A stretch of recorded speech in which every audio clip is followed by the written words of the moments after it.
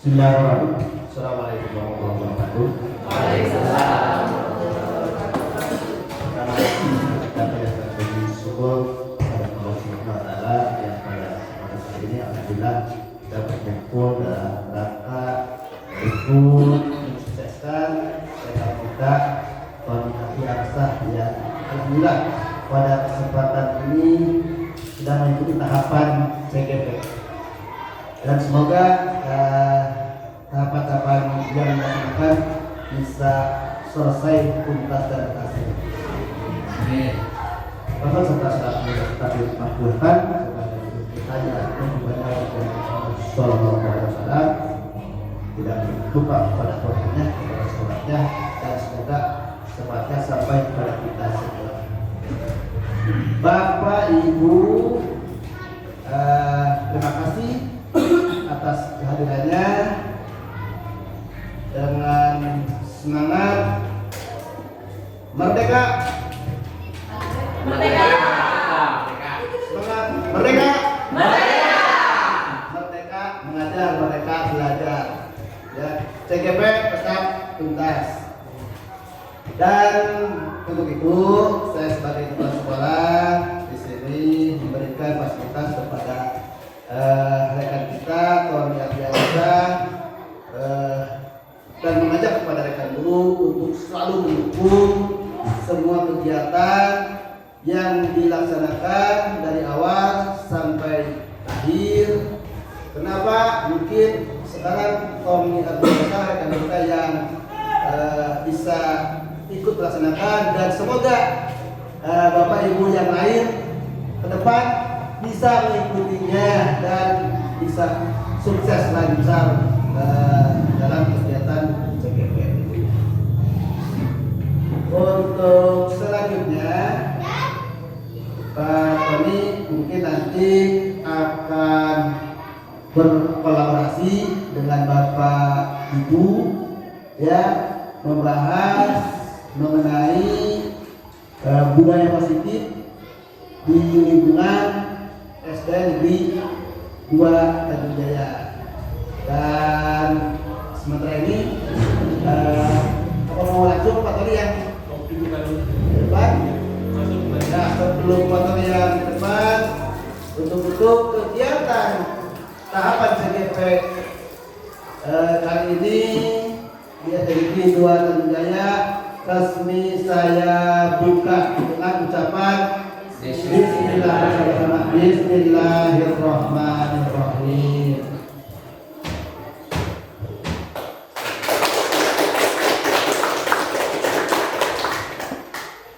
Dan untuk selanjutnya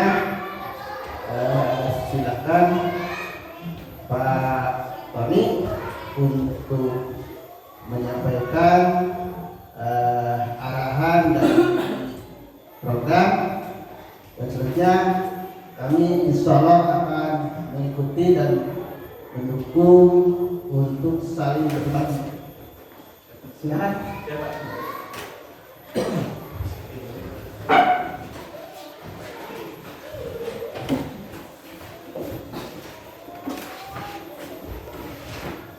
Assalamualaikum warahmatullahi wabarakatuh.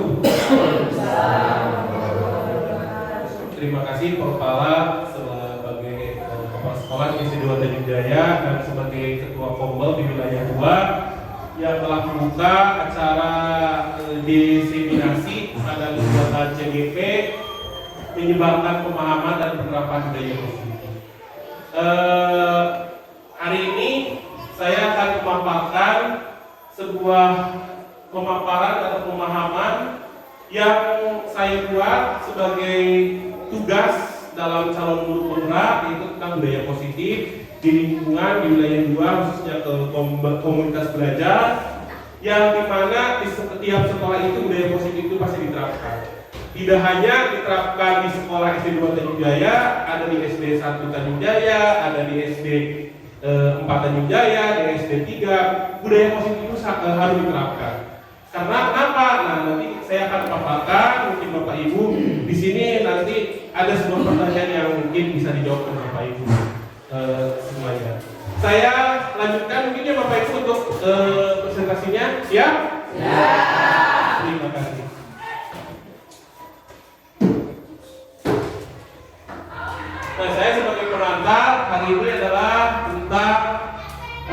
menurut Ki Hajar Dewantara melibatkan pengakuan dan pentingnya budaya di lingkungan. Di sekolah menempatkan murid sebagai fokus utama. Dalam konsep Dewantara, pendidikan bukan hanya tentang transfer pengetahuan, tetapi juga mencakup pembentukan karakter dan pengembangan positif setiap murid. Oleh karena itu, menciptakan budaya dan lingkungan yang mendukung, inklusif dan memperdayakan di sekolah adalah menjadi kunci untuk mewujudkan visi pendidikan yang benar. Nah, menurut Ki Hajar Dewantara ini sebagai pengantar adalah siswa itu sebagai bahan utama kita, bukan kita sebagai bahan utama sebagai murid, tapi murid itu sebagai bahan utama kita yang harus dimahasiswakan, bukan yang dari dulu itu kan kita berbicara adalah maha guru, tapi sekarang itu kita itu harus berpatokan dan menurut Ki Hajar Dewantara itu adalah kita sebagai hanya fasilitator, tapi yang menjadi utama itu adalah siswa. Itu sebagai pengantar dari budaya positif yang saya buat. Selanjutnya, nah di sini ada dua pertanyaan sebelum kita melaksanakan tentang budaya positif. Mungkin Bapak Ibu di sini ada yang disebut dengan Bapak Ibu mendengarkan kata budaya positif itu yang muncul di benak Bapak Ibu apa? Yang kedua adalah budaya positif itu penting tidak diterapkan di sekolah. Coba kita sharing lah untuk pertanyaan yang kedua ini, apakah perlu tidak adanya budaya positif atau tidak? Bisa dari Bapak Kepala mungkin? Oh ya, terima kasih. Begini, untuk pertanyaan yang pertama mengenai budaya positif di sekolah kami di SD 2 Budaya, memang itu sudah mulai terasa ya. Yang dimaksud dengan budaya positif tersebut di mana semua komponen guru, kepala sekolah, pendidik, siswa, orang tua itu merasa saling menghargai, merasa saling mengisi, merasa saling membantu, yang akhirnya di sekolah itu merasa nyaman ya, dan mudah-mudahan dengan budaya tersebut berjalan terus, semua program nantinya akan bisa berjalan dengan lancar. Itu mungkin yang dapat saya sampaikan mengenai budaya positif di sekolah. Terima kasih Bapak Kepala. Iya, menurut Bapak Kepala, kayaknya bisa disamakan persepsinya yang oh ini di sekolah saya ini ada ini, di sekolah saya seperti ini. Coba ibu-ibunya mungkin ya Bu, enggak? Ketika pertama kali mendengar kata budaya positif, hal yang muncul pertama kali dalam benak saya adalah sebuah lingkungan yang mampu mendukung setiap individu maupun kelompok sehingga mampu berkembang dan bisa sejahtera sesuai perkembangannya. Hal ini mungkin menyangkut nilai, norma, dan kebiasaan yang mendukung sikap saling menghormati, sehingga nantinya budaya ini mungkin juga bisa berkontribusi pada pembentukan suasana aman di mana setiap individu mampu berkembang secara optimal. Terima kasih Ibu. Mungkin itu budaya positif di SD, dari SD 1. Oh, dari SD 1 kayaknya ya. Ada lagi yang lain untuk nomor 2 aja, kita langsung nomor 2. Ibu dari SD.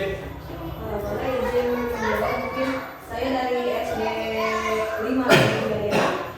Yang nomor 2, apakah budaya positif itu penting diterapkan di sekolah kita atau di sekolah Bapak Ibu?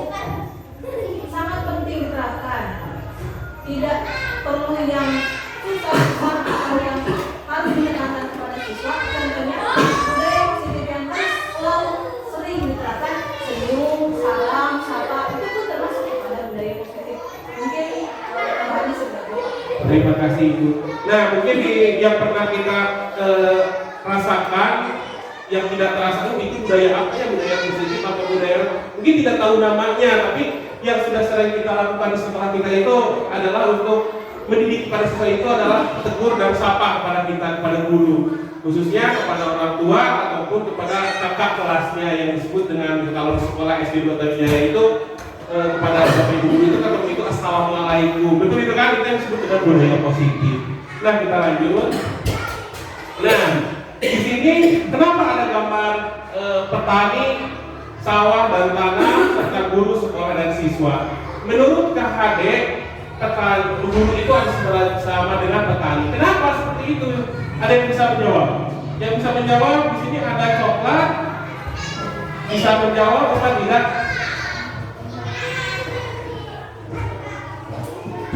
Ada? Kita lanjut apa belum jawab dulu? Di sini bukan pertanyaan, tapi di sini mempersepsikan bahwa guru dan petani itu sama. Kenapa? Di sini saya menggambarkan sebuah petani dan ada anak-anak seperti itu.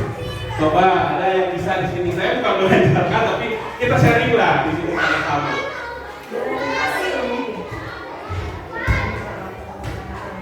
Kami menghasilkan di sawah itu tanaman, sedangkan dulu hasil dari kesetaraan ini dari siswanya itu sendiri.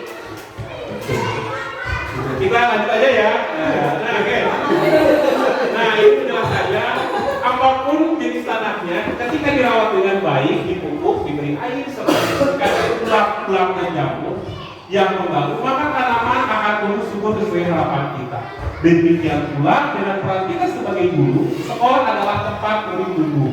Tugas kita hanya memastikan kondisi sekolah yang subur, kondisi dan belajar dengan memberikan ilmu motivasi yang tepat, serta melindungi mereka dari hambatan-hambatan yang mengganggu mereka dengan menciptakan lingkungan yang mendukung aman, menyenangkan, serta menanamkan kebiasaan baik. Ya, seperti contoh yang tadi dijelaskan, kita membantu murid-murid kita berkembang menjadi individu yang berkarakter baik maupun mencapai potensi terbaik mereka. Sebagai guru di sini juga tanggung jawab kita sangat besar dalam membentuk masa depan yang cerah bagi setiap murid melalui budaya positif yang ditanamkan di sekolah. Nah, itu akan menjadikan dampak besar itu ketika kita mengucapkan menyuruh anak-anak assalamualaikum, itu menjadi dampak besar itu satu, memberikan pahala bagi diri kita. Mungkin itu ya Pak. Yang kedua, dampaknya besar itu siswa itu akan menjadi murah senyum di kemudian hari, ketemu dengan bapak, dengan ibu guru. Oh, ini ibu guru saya waktu SD, jadi akan teringat, oh ini budayanya seperti itu. Jadi ketika mengucapkan assalamualaikum di SD sejak ini, ada anak SMA, SMK yang ketemu itu selalu mengucapkan karena budayanya itu yang diterapkan di sekolah. Kita lanjut. Nah, budaya positif. Budaya positif dalam konteks pendidikan adalah lingkungan sekolah yang aman, nyaman, dan menyenangkan, di mana semua warga saling mendukung belajar, bekerja sama untuk menciptakan kebiasaan baik. Kebiasaan baik ini kemudian dikembangkan menjadi karakter baik yang akhirnya membentuk budaya positif. Tanggung jawab seorang guru adalah memastikan lingkungan ini terjaga dan mendukung perkembangan potensi setiap murid dengan cara memelihara, melindungi dan memperbaiki kondisi belajar, sehingga setiap murid dapat tumbuh dengan optimal. Nah, dari segi segala sesuatu itu harus dipertimbangkan. Budaya positif kan bukan berarti berbicara tadi assalamualaikum, tapi tentang karakteristik di lingkungan. Contoh di kantin kita, kalau ketika kantin kita mengeluarkan minuman-minuman berbahaya, itu tidak akan disebut dengan budaya positif. Jadi anak itu akan mengeluarkan yang disebut dengan stunting. Jadi tidak akan tumbuh dan tidak akan nyaman untuk sekolah. Ini yang disebut dengan budaya positif. Kita lanjut. Nah, di sini ada konsep inti budaya positif. Mungkin Bapak Ibu bertanya, apa sih tentang budaya positif, inti budaya positif? Nah, di sini itu budaya positif yang pertama adalah perubahan paradigma belajar. Jadi perubahan paradigma belajar itu ketika adanya budaya positif itu akan berubah dari paradigma belajar yang tadinya sering gelai, sering menguap, sering apapun itu akan menjadikan perubahan. Oh, semangat dalam kelas. Jadi perubahan-perubahan itu signifikan bukan hanya dari siswa tapi dari bapak dan ibu gurunya. Yang tadinya tidak sering menggunakan speaking, jadi menggunakan speaking, siswa itu akan semakin semangat. Yang kedua adalah nilai kebajikan. Nilai kebajikan, dan yang ketiga adalah nilai motivasi perilaku manusia, keyakinan kelas, disiplin positif, kebutuhan dasar manusia, posisi kontrol guru dengan segitiga restitusi. Nah, saya akan bukan membahas, saya akan menanyakan kepada Bapak Ibu guru ketika di kelas, adakah yang disebut dengan keyakinan kelas itu seperti apa? Di sini mungkin Bapak Ibu mengajar kelas sebagai ibu wali kelas, dokter wali kelas, apa yang disebut dengan keyakinan kelas di sini? Oh, itu yang disebut dengan keyakinan kelas. Jadi keyakinan kelas itu di sini mungkin saya tidak menyebutkan keyakinan untuk workshop di sini atau diseminasi di sini. Keyakinan cermin cepat pulang apa tidak lah. Saya di sini menyampaikan keyakinan kelas itu yang ibu bapak diajarkan di kelas. Jadi keyakinan kelas yang tadi ibu ini sebutkan adalah kesepakatan bersama. Contohnya ibu ingin bebas, ingin jajan, ibu ini. Nah, nanti disepakati mana yang lebih baik, mana yang lebih ujung untuk dilaksanakan nanti di kelas yang disebut dengan keyakinan kelas. Kita lanjut. Nah, tadi yang pertama pembelajaran dengan paradigma baru. Pembelajaran dengan paradigma baru itu menurut menurut profil pelajar Pancasila. Nah, Bapak di sini mintanya, Bapak ngajar kelas berapa? 4. Nah, profil Pancasila itu ada berapa? Ada 5. 6, Pak.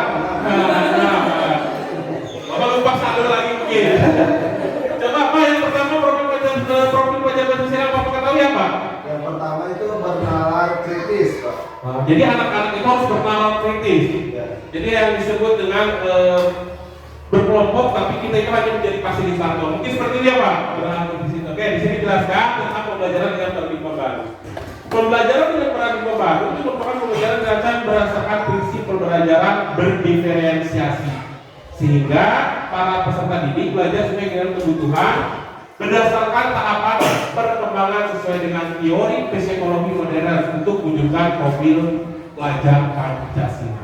Jadi mungkin Bapak Ibu di sini saya tidak mengajarkan, tapi sudah tahu yang disebut dengan profil pelajar Pancasila. Lanjut. Nah, di sini ada kata tadi disebut berdiferensiasi. Berarti itu Bapak Ibu pernah mendengar tidak? Apa itu berdiferensiasi? Ada yang bisa menjawab? Nah, berdiferensiasi itu adalah menggunakan sebuah metode dalam kegiatan dalam membuat RPP ya.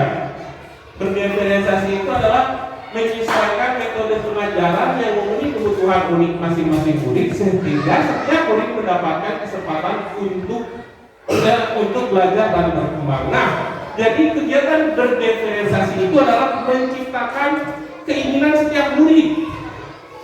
Bukan menciptakan keinginan setiap guru, tapi kan kita itu belajar sekarang itu adalah menciptakan keinginan setiap guru gini. Siswa pun harus mengikuti. Nah, untuk kegiatan sekarang itu yang harus teribas oleh guru itu adalah kegiatan berdiferensiasi menyesuaikan metode pengajaran untuk memenuhi kebutuhan murid. Nah, itu yang disebut dengan berdiferensiasi. Nah, di sini yang baca kebutuhan siswa A dan siswa B akan berbeda, sehingga perlakuan terhadap mereka juga berbeda. Kesukaan mereka terhadap mata pelajaran ataupun cara belajar pun berbeda. Oleh karena itu, dalam pembelajaran berdiferensiasi, guru harus memahami dan mengidentifikasi kebutuhan serta presensi masing-masing. Misalnya, jika siswa A lebih suka belajar dengan visualisasi dan gambar, sedangkan B lebih suka dengan belajar dengan membaca teks dan mendengarkan penjelasan, guru harus menyesuaikan metode pengajaran untuk masing-masing siswa tersebut. Dengan demikian, setiap dapat belajar dengan cara paling efektif bagi mereka, memastikan mereka mendapatkan manfaat maksimal dalam proses belajar. Pendekatan ini tidak hanya membantu siswa mencapai hasil yang lebih baik, tapi juga mendukung pengembangan karakter dan keterampilan sesuai dengan profil pelajar Pancasila. Nah, yang disebut dengan berdiferensiasi. Jadi mengikuti kemauan siswa, maunya di teks, maunya dibaca. Nah, kita ungkapkan yang terbaik. Berarti siswa kalau mau ada yang gambar ditampilkan dan ada yang mau berbicara. Jadi apa yang kita gunakan nanti untuk bahan belajarnya? Berarti kita akan menggunakan metode video. Ada gambar dan ada suara. Itu yang disebut dengan metode keinginan murid. Selanjutnya. Nah, apa saja profil pelajar Pancasila? Bu, Ibu yang di belakang. profil Pancasila itu apa saja yang pertama yang Ibu pernah lakukan dari 6 rukun ini? Apa semuanya sudah di kelas? Apa hanya satu? Apa hanya 2? Kreatif. Kreatif berarti yang bawah yang ini. Coba Ibu yang dari SD 4, yang mana yang pernah Ibu lakukan dari 5-nya? Bergotong royong. Bergotong royong dari mana itu kalau di kelas? Misalkan dalam membersihkan kelas, bergotong royong, bisa juga membersihkan lingkungan sekolah. Itu disebut dengan profil Pancasila. Ibu yang firman? Yang bertakwa kepada Tuhan Yang Maha Esa dan bertakwa mulia. Jadi mengamalkannya bagaimana kalau di sekolah ini? Contohnya sebelum belajar doa dulu. Ini Bapak ini yang tadi ada 5, nggak ada 6 sekarang Pak. Tadi yang bernalar kritis dicontohkannya dan penerapannya bagaimana? Anda bisa jelaskan atau yang lain gantilah, susah itu contohnya. Contohnya mungkin berkebinekaan global ya. Ya. Jadi misalkan ada yang berbeda ras atau berbeda suku bangsa, siswa itu harus saling menghormati lah, saling Menghargai perbedaan. Betul. Kan kenapa pada jam lewat sini? Tema sebenarnya begitu. Hah? Kan harusnya udah bisa pulang gitu bisa dikatakan. Lalu pada anu keluar misalnya, Kak, kayak kan kami nyuruh itu kalau kita kami niat kita nggak apa, udah belum balikan lah gitu Pak bisa katakan gitu sebenarnya. Itu kan kita kan gitu. Oke, kita lanjut. Terima kasih Bapak Ibu yang telah menjawab tentang profil Pancasila, pelajar Pancasila. Dan di sini ada 6, tidak saya akan sebutkan, mungkin disebutkannya tadi sudah 6 tersebut. Nah, kita lanjut aja. Nah, diharapkan profil pelajar Pancasila ini dapat berbentuk dengan harapan terjadi perubahan paradigma belajar. Pembelajaran yang berpihak pada siswa menggunakan pembelajaran yang berdiferensiasi. Yuk, Bapak Ibu menghasilkan antara pembelajaran tipe-tipe lama sedikit-sedikit kita beralih kepada pembelajaran yang berpusat pada peserta didik dan pembelajaran berdiferensi. Perubahan ini tidak instan, tidak seperti mie instan yang langsung dimakan, tapi Bapak Ibu akan belajar perubahan sedikit demi sedikit atau bertahap. Itu yang disebut dengan profil pelajar Pancasila yang bermaksud dan yang bertujuannya berdiferensiasi. Kita lanjut. Nah, di sini ada sebuah permainan. Permainan itu seperti diri kita sendiri. Ini tidak ada hadiahnya, Pak. Tidak hadiah saya kasih hadiah, Pak. Maaf. Di sini nanti hadiahnya itu nanti menyusul. Tapi di sini adalah percobaan lah. Ini adalah tangan kita. Bapak Ibu akan melakukan kegiatan cobalah buka, bukan cobalah buka baju Bapak, tapi cobalah buka tangan kita. Nah, di sini gambar tangan ya. Nah, Bapak Ibu melakukan kegiatan cobalah buka. Anda adalah A. Tugas Anda adalah mengamalkan salah satu tangan Anda. Coba Anda bayangkan bahwa Anda itu menyimpan suara yang sangat berharga di dalam kepala tangan Anda. Anda perlu menjaga benda tersebut setelah tenaga Anda karena begitu pentingnya untuk kehidupan Anda. Tugas rekan Anda di pinggir atau di depan adalah B. Mencoba dengan segala cara untuk membuka kepala tangan Anda. Teman Anda B.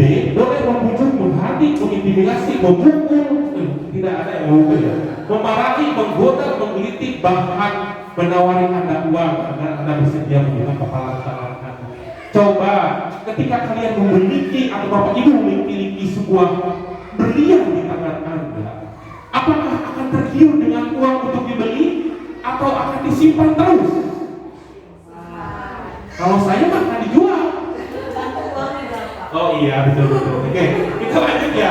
Ini karena nggak pakai hadiah, jadi lanjut aja. Oke. Nah, ini pertanyaannya, apakah Anda atau B membuka kepala tangan Anda? Mengapa alasan Anda atau B membuka kepala tangan Anda? Coba, mau dibuka? Kalau dibuka teh, alasan Anda. Nah, kata Ibu Repa ya. Karena saya isinya tidak seberapa. Jadi saya buka itu karena harga yang di tangan saya itu tidak seberapa. Itu jawaban nomor 1 ya menurut Bu Neva. Nomor 2, apakah Anda atau B menutup kepala tangan Anda? Mengapa? Apa alasan Anda atau B menutupi kepala tangan Anda? Bagaimana coba? Udah dipikirkan? Nah kita langsung aja ke jawabannya ya Bapak Ibu. Karena ini waktunya sudah mepet-mepet. Oke, cut dulu ya, cut. Tema waktunya begini semua kira-kira saja. Nah? Sekitar 15 menit ke belakang, akhirnya seberapa ya Pak? 11 menit ke belakang. Jadi seberapa menit ini kita? Karena saya enggak, kalau sempat menit tadinya ya cukup lah dari diri saja tadi. Oke, kita lanjut.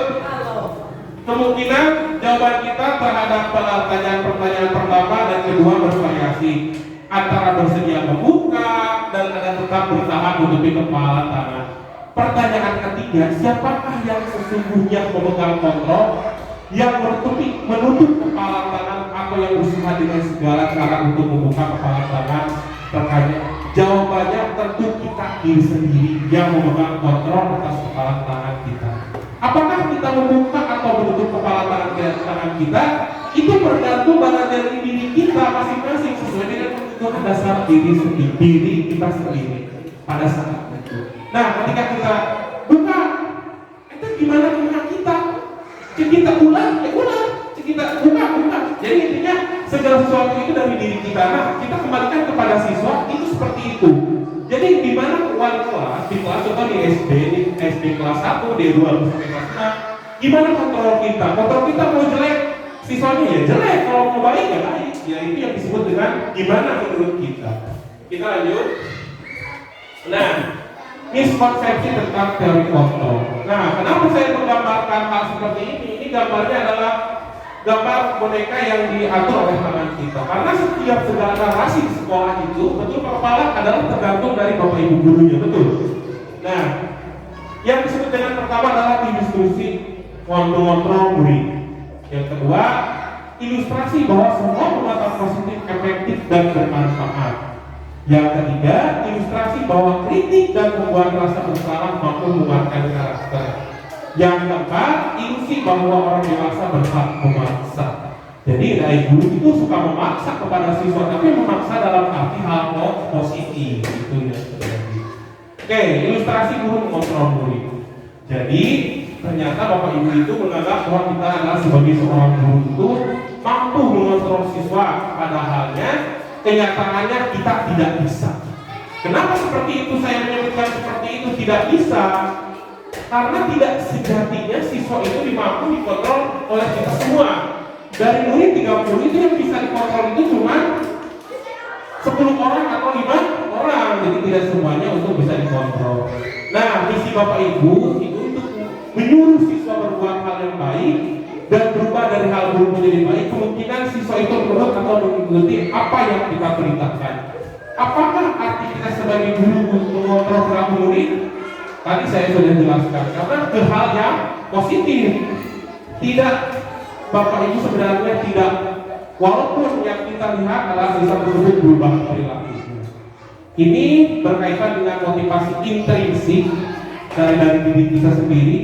Bisa saja ketika kita tidak ada, anak tersebut berbuat dari hal yang sama karena tidak imbang dengan motivasi dari dalam diri kita sendiri. Itu ilusi guru mengontrol murid. Kita lanjut. Masih ke tadi yang mengenai ilusi murid. Nah, ilusi bahwa semua perbuatan positif, efektif dan bermanfaat. Ilusi bahwa semua perbuatan positif dan efektif dan bermanfaat. Penguatan positif atau bujukan adalah bentuk kontrol segala usaha yang untuk mempengaruhi murid agar mengulangi suatu perilaku tertentu. Dalam jangka waktu tertentu, kemungkinan murid tersebut akan menyadari dan mencoba untuk menolak bujukan kita, atau bisa jadi murid tersebut menjadi tergantung pada pendapat sang guru berusaha. Itu ilusi semua perbuatan positif murid. Yang selanjutnya adalah ilusi tentang positif efektif dan bermanfaat. Misal, seorang guru memberikan ujian kepada seorang siswa. Setiap kali menyelesaikan tugas tepat waktu. Coba Bapak Ibu suka memberikan review tidak kepada anak-anak? Untuk guru kelas 1 masuk ya? Dengan Ibu terima kasih anak-anak, terima kasih ini Alivia, gitu kan? Ibu kelas 6 suka memberikan penghargaan tidak? Terima kasih atau gimana juga?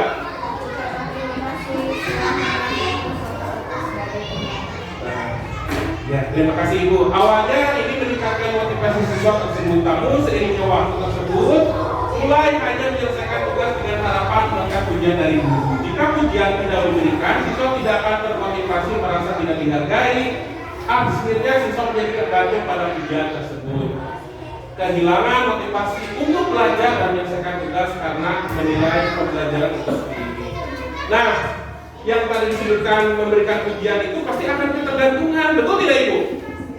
Jadi kalau Ibu guru kasih bintang tidak dikasih bintang pasti akan ketergantungan, betul? Ibu sekarang kok udah dikasih bintang, itu kan yang disebut dengan ilusi semua penguatan, akan kehilangan motivasi nanti. Nah, selanjutnya adalah ilusi bahwa kritik dan membuat rasa bersalah mampu menguatkan karakter. Menggunakan kritik dan rasa bersalah untuk mengontrol murid menuju pada identitas gagal, mereka belajar untuk merasa buruk tentang diri mereka. Maksud di sini adalah menggunakan kritik bersalah. Maksudnya Ibu pernah melakukan tidak di sekolah? Mungkin di kelas.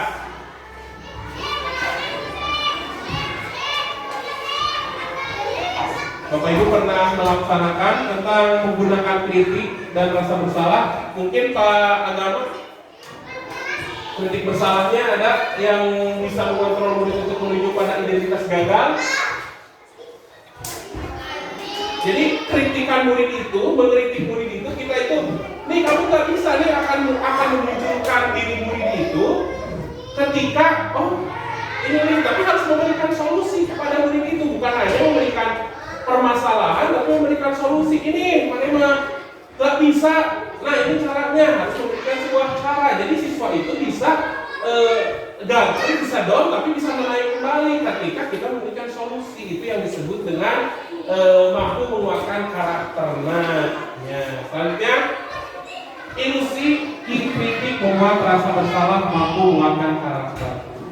Kata tersebut bisa menjadi dampak negatif pada perkembangan psikologi siswa. Guru perlu berhati-hati dalam memberikan umpan balik, memastikan bahwa mereka mendukung dan membangun kepercayaan diri siswa, bukan menentukan. Fokus pada umpan balik yang berkonstruktif dan positif serta mendorong usaha dan perbaikan dapat membantu siswa mengembangkan identitas yang sehat dan rasa percaya diri yang kuat. Itu yang selanjutnya. Nah, ini terakhir dari miskonsepsi tadi adalah ilusi bahwa orang dewasa berhak memaksa. Kenapa orang dewasa berhak memaksa? Banyak orang dewasa yang percaya bahwa mereka memiliki tanggung jawab dan membuat murid-murid berbuat hal yang tertentu. Apapun yang dilakukan dapat diterima selama ada sebuah kemajuan berdasarkan sebuah ukuran kinerja. Itu yang disebut dengan ilusi bahwa orang dewasa berhak memaksa. Lanjut, ilusi bahwa orang dewasa berhak memaksa itu, nah di sini ada permintaan. Seorang guru merasa perlu memastikan semua siswa berpartisipasi aktif dalam diskusi kelas. Guru ini menunjuk siswa secara acak untuk menjawab pertanyaan, terlepas dari mereka mengangkat tangan atau tidak. Jika siswa tidak bisa menjawab, guru tersebut mengkritik di depan kelas dan menyuruh mereka beri sampai mereka bisa memberikan jawaban yang benar. Sering tidak seperti itu. Anak-anak, coba jawab pertanyaan ini. Gak ada yang menjawab kan? Nah, kita itu menyuruh atau orang itu memaksa. Kamu ke depan, coba. Nah, itu yang disebut dengan dewasa berhak memaksa. Itu seperti itu. Jadi yang di sini dijelaskan itu adalah jika seorang siswa tidak menjawab, guru tersebut mengkritik di depan kelas dan menyuruh mereka berdiri sampai mereka bisa memberikan jawaban yang benar. Meskipun beberapa siswa mungkin mulai lebih sering mengangkat tangan untuk menghindari dipermalukan, banyak siswa lainnya merasa cemas dan tertekan. Mereka mulai menghindari kelas atau mencoba bersembunyi di belakang teman-teman mereka. Hubungan yang terbentuk antara siswa dan guru adalah hubungan ketakutan dan ketidakpercayaan. yang akhirnya menghambat pembelajaran yang efektif. Nah, di sini tadi sudah mengkonsumsikan tentang perubahan-perubahan di dalam pembelajaran. Di sini ada yang disebut dengan mengubah paradigma stimulus respon ke pendekatan teori kontrol. Nah, ada yang disebut dengan stimulus respon, ada teori kontrol. Realitas kebutuhan kita sama tidak kebutuhan kita di kelas? Sama, yakin?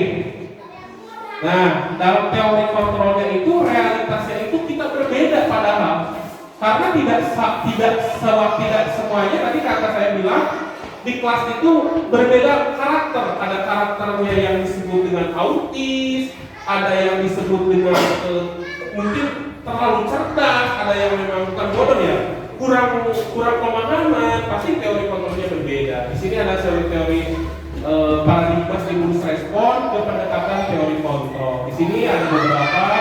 Saya ingin mengontrol orang lain. Dalam teori kontrolnya itu Anda tidak bisa mengontrol orang lain. Jadi di dia mas stimulus respon bisa, tapi di teori kontrol itu tidak bisa. Kita lanjut untuk ini. Nah, kebutuhan setiap orang itu berbeda. Jangan samakan kebutuhan siswa meskipun duduknya di satu ruangan yang sama. Betul tidak? Ibu, bapak-bapak di sini kebutuhannya sama tidak?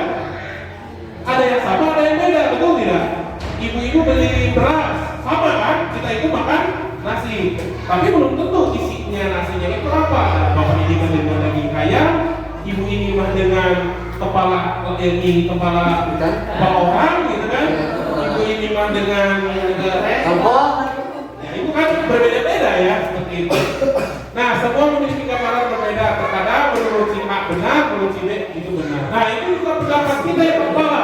Cepat kepala sudah guru A naik kepada gurunya itu jadi B, gitu kan? Intinya tidak sejalan. Jadi harus sejalan itu bagaimana nanti kita lanjutkan. Jadi yang kita harus memahami orang lain. Jadi segala sesuatu itu seperti cinta yang kepala harus bisa dipahami. Depresi udah punya cinta? Depresi berdua udah punya cinta? Jadi kita harus saling memahami. Kita lanjut. Semua perilaku mempunyai tujuan. Jangan tiba-tiba kita memberikan hukuman, namun kita cari tahu terlebih dahulu alasan. Karena perbuatan baik buruk pasti ada alasannya. Nah, Bapak ingin tanya saya Bapak, saya ingin tahu kepada Bapak Ibu guru, ketika ada murid terlambat itu bagaimana menanganinya? Apakah kamu dari mana? Seperti itu, apakah ditanya baik-baik atau bagaimana? Cari dulu alasan. Seperti kita menginterogasi sebuah pacar kita, betul? Oh, jangan terus udah ini ya, udah ngomong sama pacar nanti ya. Udah lewat. Ini Bu Ria, gimana? Oh, pulang ya? Oh, jadi belajar. Kita lagi hafal kan ditanya karena pacarnya lagi gimana gitu. Nah, yang penting tadi dijelaskan bahwa tidak ada yang bisa mengontrol selain dari diri kita. Nah, kita lanjut aja lagi. Nah, disiplin positif. Kita tujuannya ke disiplin positif. Disiplin itu berasal dari kata disiplina, yang artinya adalah belajar. Jadi disiplin itu mengacu pada disiplin diri yang memiliki tanggung jawab terhadap apa yang dilakukan berdasarkan nilai yang diyakini. Yang kedua, disiplin positif merupakan salah satu cara penerapan disiplin yang bertujuan untuk menumbuhkan kesadaran serta memperdaya peserta didik tanpa imbalan bekerja atau ribut, ancaman atau budaya. Sebagai pendidik, tujuan kita adalah menciptakan peserta didik yang memiliki disiplin diri sehingga mereka berperilaku mengacu kepada nilai dan kebijakan universal dan memiliki motivasi intrinsik dalam perubahan perilaku ke arah yang lebih baik.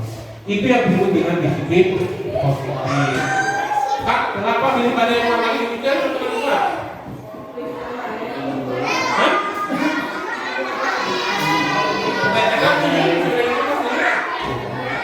Jam 12 aja kan Pak? 12? Nah, kita lanjutkan sampai punya KSP nya tadinya. Karena orang dulu mah nilai itu lagi jadi apa tuh orang fitri? BPK. Sebab pikir kan? Kalau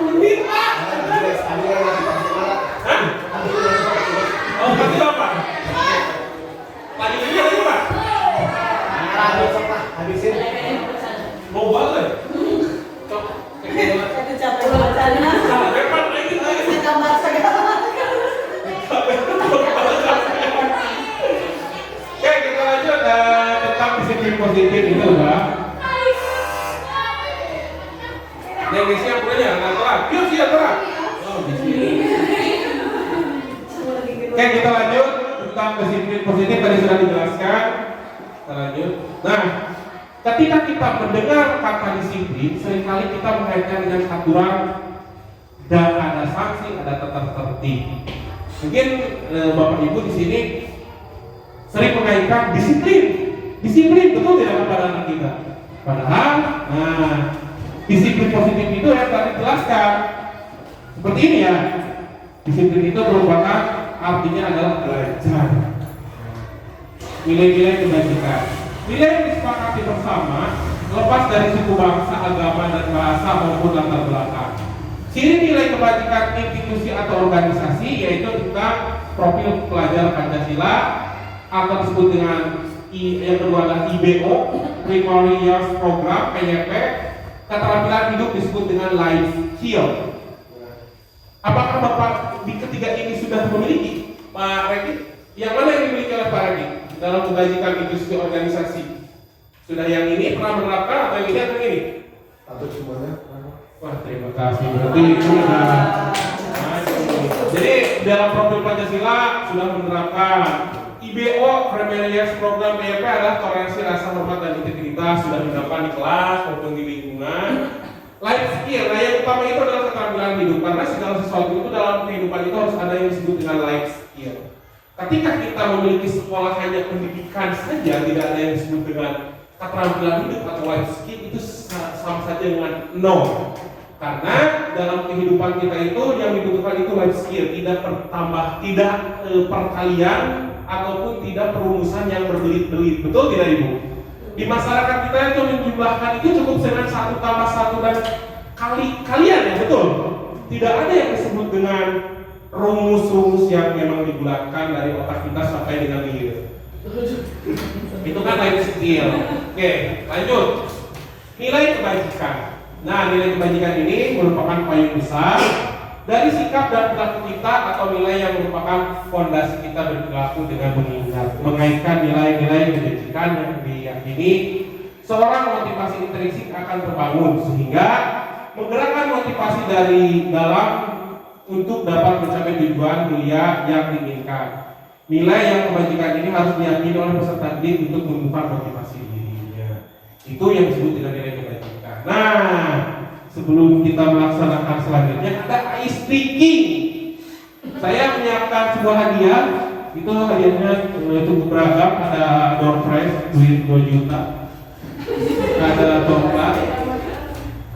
Ada mungkin jodoh buat ibu yang belum nikah, bapak yang belum nikah. Di sini suka berjodoh kayaknya Pak. Ini hidup ranking juga umum.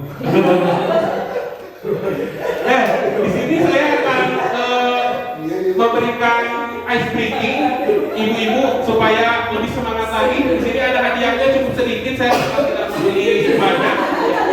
Jadi saya akan kalau Bapak ini udah boleh menjawab ya. Nah, jadi operator estimasi ya. Walaupun di sini sudah menunjukkan setengah hari posisi langit itu bukan langit, posisi matahari itu berwarna.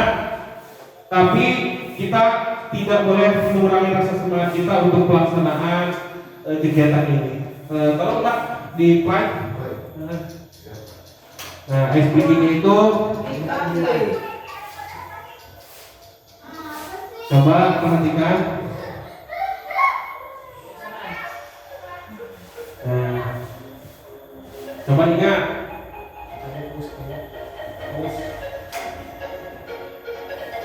Konsentrasi, jawab semua pertanyaan sesuai dengan perintah.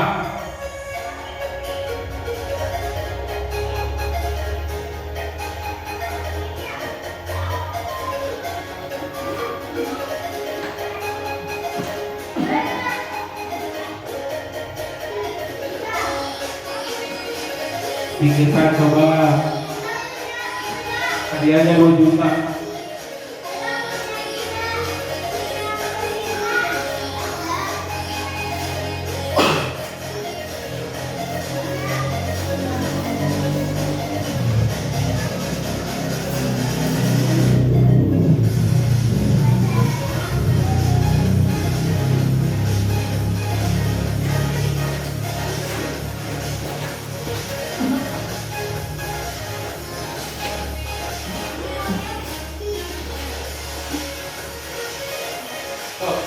Oh, pagi. Coba di sini Bapak Ibu dulu ada yang jawabannya berapa? 4, 3, Tiga. 3, Hah? 3. Yang jawabannya 3 angkat tangan. 3. Yang jawabannya 4. Jawabannya 5. Yang tidak menjawab. Oke, coba. Oke. Itu jawabannya. Ini adalah hanya awalan. Jadi tidak mendapatkan hadiah. Kan bukan buta. Jawabannya 3. Terima kasih kepada ibu yang sudah menjawab bertiga. Oke, terima kasih. Kita lanjut kembali. Nanti ada lagi. Bentar. Sebentar, Bapak Ibu di sini. Film tidak, Pak. Wah, nanti Pak Ibu. Nah, coba. Saya ingin fokus dilarang berkedip. Ini jadi pertanyaan. Nah, oke. Di sini ada gambar. Coba perhatikan gambarnya ini seperti apa. Jangan ini saya, ini gambar saya bukan ini. Coba Pak Kepala ada mungkin. Ini saya hadiahkan satu. Ada yang 2 jawabannya boleh diambil. Kalau benar, kalau salah saya simpan kembali. Kalau melihat badannya penguin. Penguin. Ayam tahu. Hah? Ayam. Pak Agama? Penguin. Penguin. Ibu? Ibu ini? Semuanya kata penguin. Coba Pak diputar. Kita jawab sama-sama. Kalau benar ini ambil. Coba. Jawabannya beruang. Oh, satu kali lagi ada. Benar. Nah, coba ini namanya apa? Gajah. Tikus. Singa. Kucing. Badak. Singa. Tidak. Ibu, Bapak. Coba. Kerbau. Sapi. Ada? Semuanya jawabannya dikunci ya? Benar berarti semuanya ya? Din, lanjut Pak. Coba. Gajah. Ayam. Bentar Pak.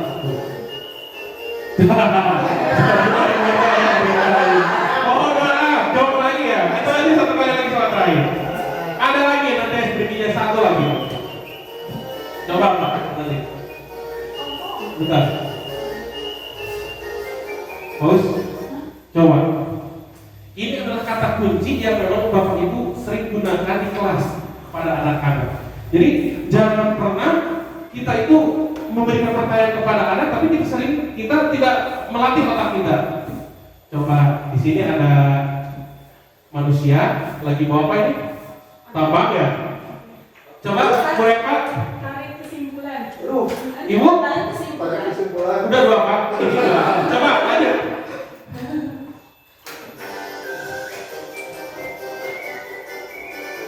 Betul kan? Lim. Ular. Betul. Ini maaf ini.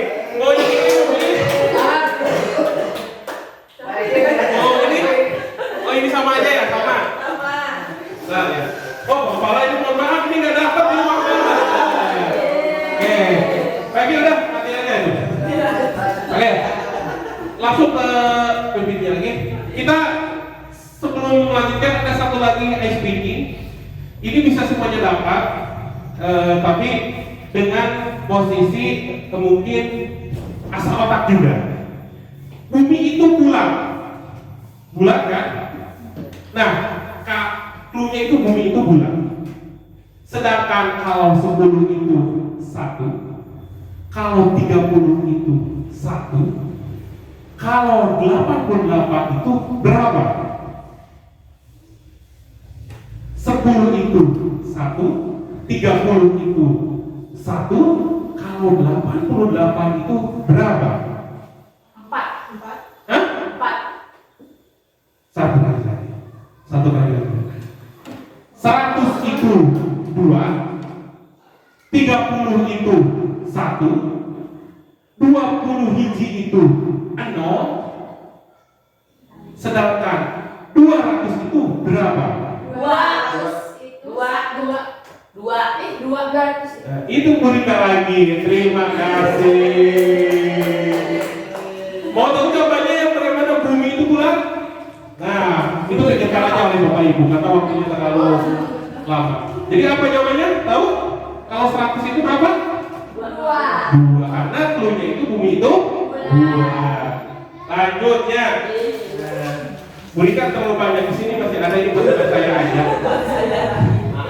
Tadi Kurian nggak jawab, punten ya, hijau aja. Pak kepala tuh hapura ya nggak jawab. Ya tukar. Oke, kita lanjut. Tadi sudah tembak tuh 9 menit kan? Habis kita langsung kena penutup. Oke, sebentar, Pak. Kami dilanjutkan. Berarti Pak berapa Pak? Hampir jam kiranya kan di mana kita wes ada 8. ada acara nih coba lupa dengerin. Oke, kita lanjut kebutuhan dasar manusia. Nah, kebutuhan dasar manusia itu adalah segala sesuatu yang kita lakukan untuk mendapatkan apa yang kita inginkan. Seluruh tindakan yang kita lakukan memiliki tujuan tertentu dan semua usaha terbaik yang kita lakukan adalah dalam rangka agar kebutuhan dasar kita terpenuhi dengan baik. Itu yang disebut dengan kebutuhan dasar manusia. Lanjut, 5 kebutuhan dasar manusia itu adalah yang pertama bertahan hidup, kasih sayang dan rasa berterima kasih, penguasaan, kebebasan dan kesenangan. Yang Bapak Ibu di sini miliki 5 kebutuhan ini, apa yang kebutuhan yang memang dimiliki oleh Bapak Ibu sini? Apakah bertahan hidup? Kayak kita yang pada ini cuma bertahan hidup. Kalau Ibu Adek? Bisa Kalau Bapak, saya di sini bertanya kepada Ibu Desi. Di sini Ibu Desi, yang 5 kebutuhan itu Ibu Desi mana aja jawabannya? Yang sudah dimiliki ada berapa? Coba nih. Bertahan hidup. Curhat ke kepala. Yang menurut saya itu kebutuhan saya itu yang harus dimiliki adalah semuanya. Karena selain bertahan hidup itu perlu kasih sayang dan rasa diterima, penguasaan, kebebasan serta kesenangan. Karena segala sesuatu itu bukan berarti senang seperti yang memang disenangkan, kita clubbing apa gitu, tapi kesenangan itu bermain, humor, antusiasme dan tertawa seperti contohnya dengan bir. Barusan ice breaking itu yang disebut dengan kesenangan kita. Lanjut, Pak, ini foto saya. Semua orang senantiasa berusaha untuk memenuhi kebutuhan dengan berbagai cara. Bila mereka tidak bisa mendapatkan kebutuhan dengan cara positif, bisa melanggar peraturan atau melakukan hal-hal yang tidak sesuai dengan nilai kebajikan. Nah, itu yang disebut dengan semua orang senantiasa bisa berusaha. Kita lanjut. Seorang murid tidak begitu berhasil secara akademik, mungkin kebutuhannya akan penguasaan tidak terpenuhi di sekolah. Oleh karena itu, mungkin kita mencoba untuk memenuhi kebutuhan akan penguasaan dengan mencoba mengatur orang lain di lapangan bermain, bahkan menyakiti mereka secara fisik. Sebagai guru, kita dapat melibatkan dalam kegiatan yang memberi peluang murid tersebut membuat pencapaian berarti.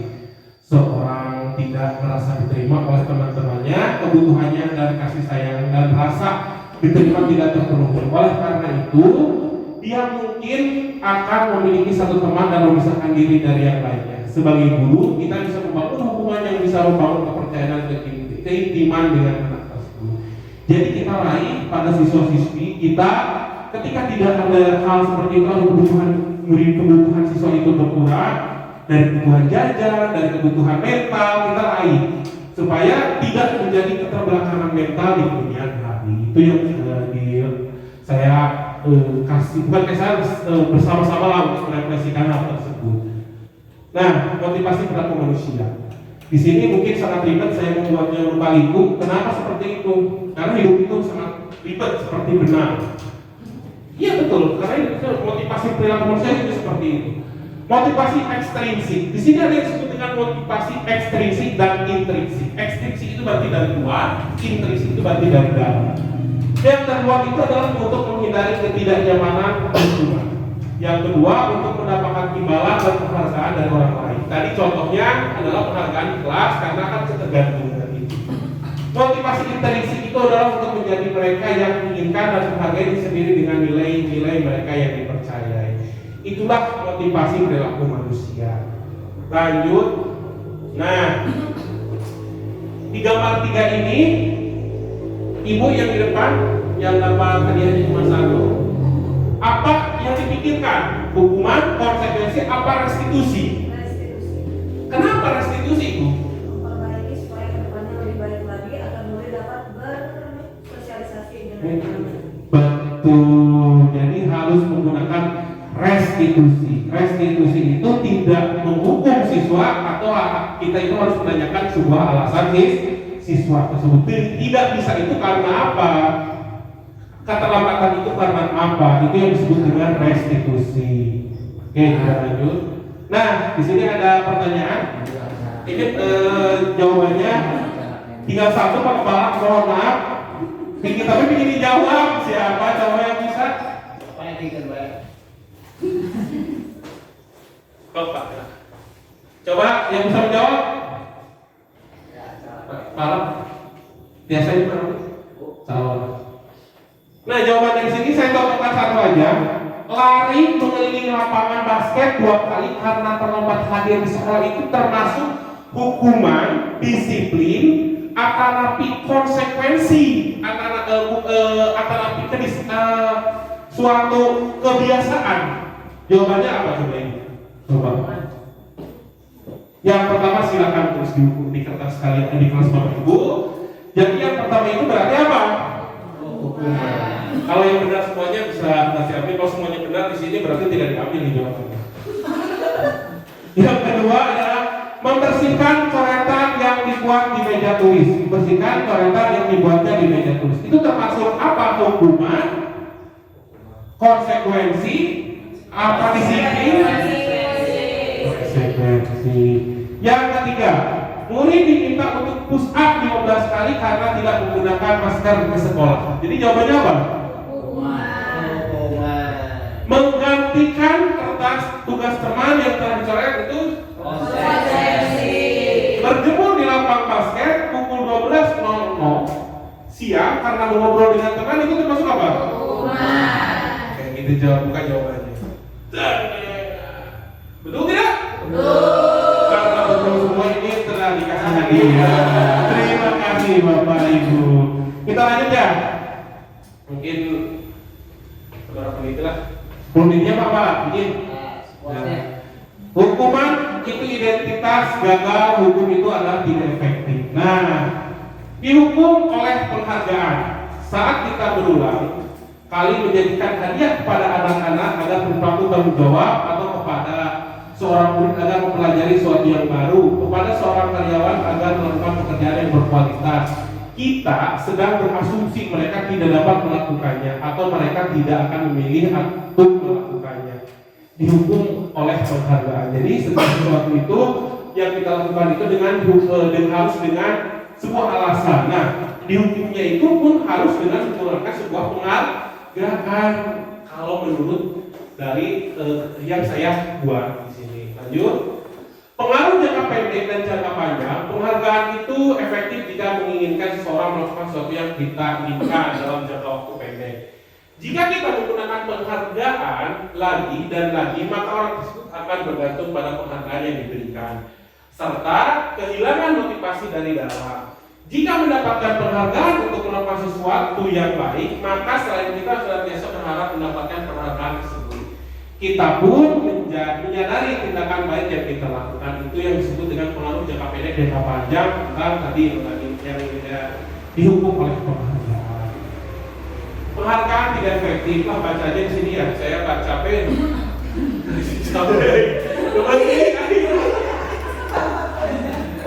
Lanjut.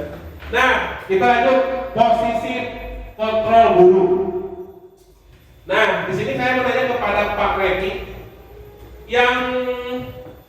Karena dilakukan di kelas itu ada berapa poin? Di sini ada 5 poin. Yang digunakan di kelas itu ada berapa poin coba? 5 posisi kontrol guru di sini. Paling pemantauan. Hah? Pemantauan. Pemantauan. Dipantauan terus ya. Tidak di pembuatan merasa bersalah tidak. Ya. Tidak. Ibu mungkin di sini. Ibu Rika? Manajer. Manajer ya, berarti sebagai manajer itu sebagai apa Bu? Iya. Bu Yuyun coba. Penghukum seperti orang itu.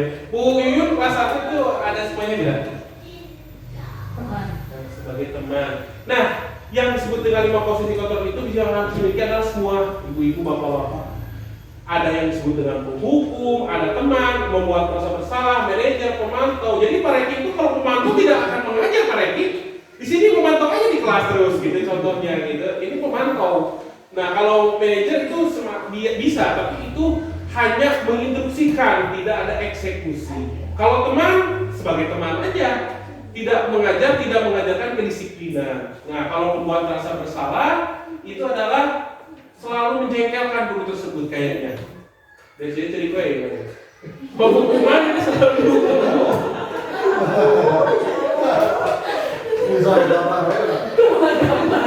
Oke, kita lanjut. Lanjut.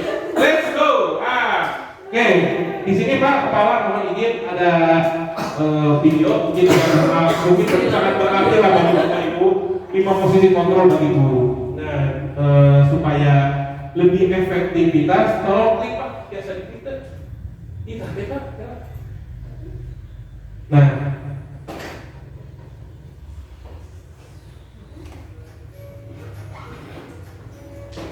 di sini.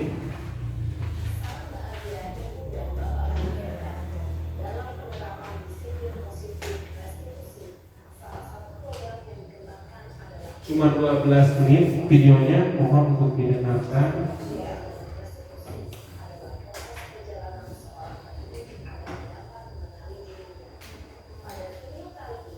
Tadi sudah melihat mungkin sebuah video yang disebut dengan 5 kontrol guru itu. Nah, di sini kita akan lanjutkan contoh penerapan 5 posisi kontrol guru. Nah, kasus siswa tidak memakai atribut lengkap saat upacara bendera. Di sini ada hormat pada bendera selama 1 jam. Berapa kali ibu memberitahumu kamu selalu mengecewakan ibu bapak. Nah, di sini adalah sebuah penghukuman intinya Bu. Hormat pada bendera selama 1 jam itu hukumannya. Ya, kita lanjut. Ayo ikuti aturan kalau ibu bapak sekali lagi sudah tidak apa-apa, lain kali jangan sampai berbuat seperti ini. Ini termasuk penghukuman, ini termasuk apa? Teman. Nah, berarti kita sudah bisa membedakan ya Bapak Ibu. Selanjutnya, apakah kamu tahu kesalahanmu? Kira-kira bagaimana kamu perbaiki kesalahanmu? Ini contoh, seperti apa? Manajer. Lanjut lagi. Posisi kontrol apakah aku? Saya kecewa sekali dengan kamu. Neng Desi gimana? Rasa bersalah. Posisi pembuat merasa bersalah. Kamu tidak pernah benar melakukannya.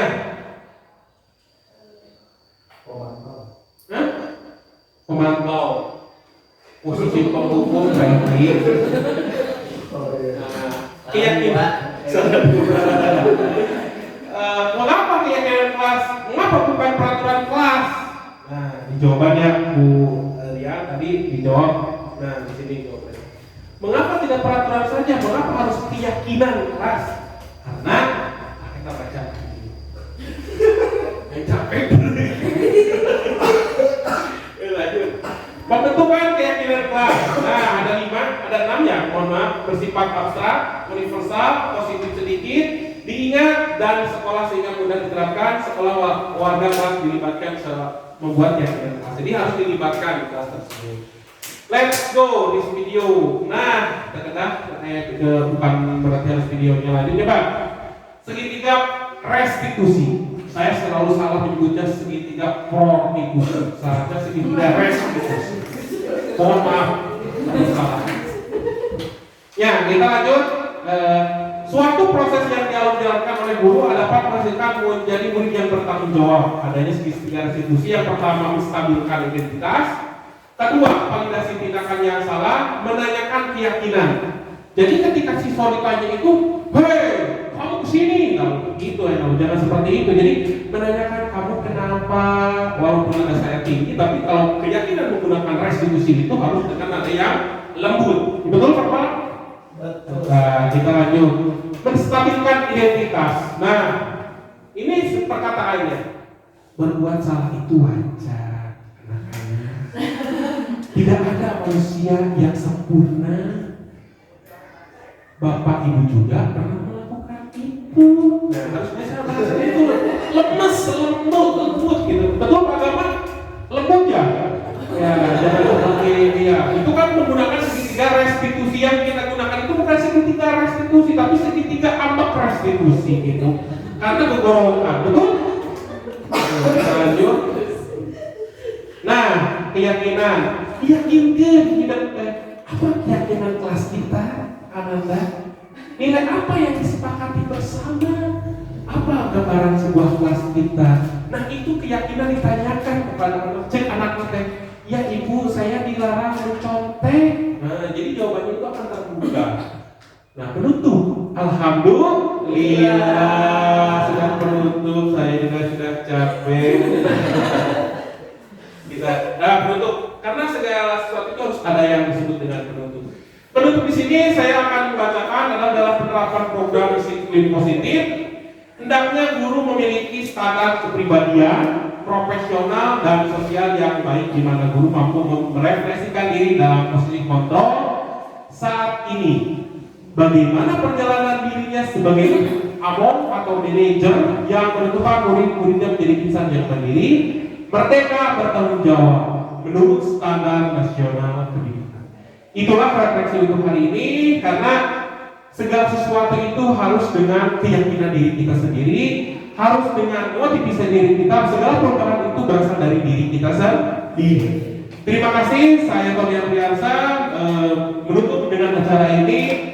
Semoga bisa memberikan yang terbaik bagi diri saya dan bagi diri Bapak Ibu semuanya. Semoga bisa diterapkan kegiatan ini dengan harapan yang lebih baik lagi. Dari saya sekian. Assalamualaikum warahmatullahi wabarakatuh. Waalaikumsalam.